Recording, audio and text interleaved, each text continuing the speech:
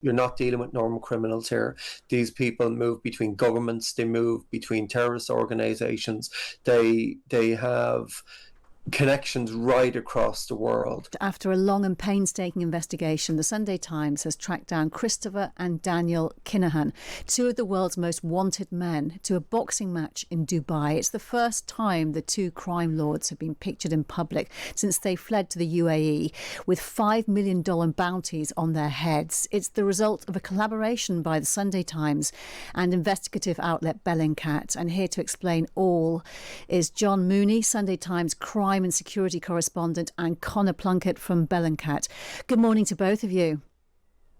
Good morning. So, John, let's start with you. Amazing what you've been able to find out. Tell us who they are, the Kinahans. Well, the Kinahan organised crime group, they originated in Ireland. They, in the 90s, moved to the Costa del Sol. It's led by Christy Kinahan. They're one of the world's biggest transnational organised crime groups. Their tentacles stretch right across the world. And indeed, they're being pursued by a coalition of European police agencies and security agencies. They're also being sought by the Americans. So they're a very unusual type of criminal organisation because they inhabit that space between organised crime or terrorist organisations, but also they act for hostile states. So they're not just simply a drug trafficking network. They're more akin to the type of characters that some of your listeners may have seen in the series The Night Manager. Yeah, and Christy Kinahan, Kinahan, how did he get to be the drugs lord that he is, or the drugs lord stroke terror operator that he is? He's a very intelligent man. He served some prison sentences in Ireland and in Belgium, but he has used his time within prison to study. So I think I can't really overstate how intelligent he is. He's a polyglot. He speaks various languages, and he tends to be a very shrewd strategist. He doesn't make too many mistakes. He tends to be very contemplative in his thinking, and he's very careful about his security. Yeah, well, they made a bit of a mistake with you, didn't they? Connor Plunkett, how did you find them? Yeah, well, how it started was we searched a photo of one of Daniel Kinahan's adult sons through facial recognition search engine, and it returned one result, which was a picture on a professional photography website of him with Daniel Kinahan at a mixed martial arts event in Dubai last summer. In the photo, Daniel's sitting next to the founder of the event, who is an ex-UFC fighter, Mooney and Connor. So once we found the picture, the first thing we did was look for the actual footage of the MMA event, which was 6 hours long. And we basically went through it frame by frame to see if we could spot Kinahan there, maybe see who he's talking to, who he's interacting with. And it was during this process that we saw on the front row in the VIP seats, there was a man wearing a Panama hat who looked a lot like Daniel Kinahan's father, Christy. And we were able to confirm it was him after trawling through social media, finding as many images as we could of him. And then John Mooney also confirmed his ID with his sources. And how long did it take you to go through that process, Connor? It was about a month and a half in total. Yeah, so it was quite a long time. It was pretty painstaking, looking at thousands of pictures, going through all the pictures we could find of people posting on Instagram who were at the event, looking at a lot of Dubai Instagram. So yeah, it took quite a while. So pick up the story from here, John. What was your next move? Well, we've been tracking the movements of the Kinahans for a long time now with Bellingcat. So it's very difficult for me to overstate the debates that take place around this and analysing these images and confirming that we're looking at the right people. And we have this terrible tendency to look for more information. So this particular investigation brought us down all sorts of avenues, which may be entering the public domain soon.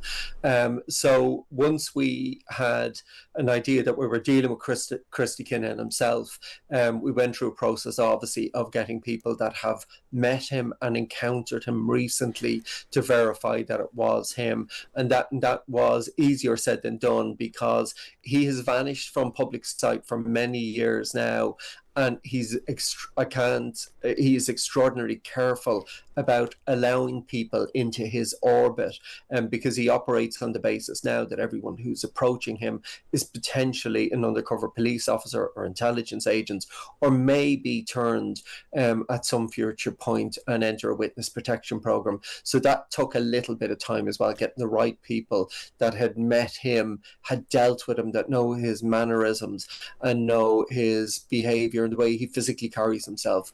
So once we were assured that we were dealing with the right people and knew who it was, then we proceeded towards publication. And Connor, really interesting that they've been able to evade the law for so long. And we just heard a little bit there about the kind of lengths they've gone to do this. Can you just describe how they managed to do it for so long?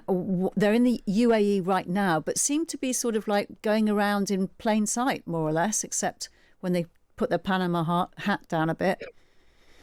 Yeah, it's a good question. I mean, the Emiratis have said they've frozen the Kinahan's assets, but despite being sanctioned and having that $5 million bounty, they still seem to be out in the open and not being too worried about it. I mean, at this event, we saw that they seem to be somewhat aware of cameras. Like Daniel Kinahan was wearing a cap. Christie was wearing his hat low on his head. He had his hand covering his face for most of the footage.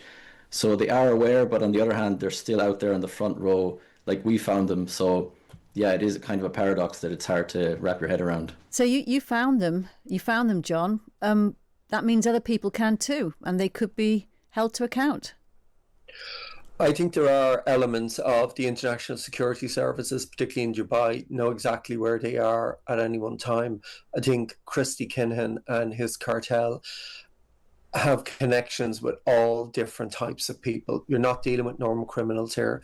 These people move between governments, they move between terrorist organizations, they have connections right across the world.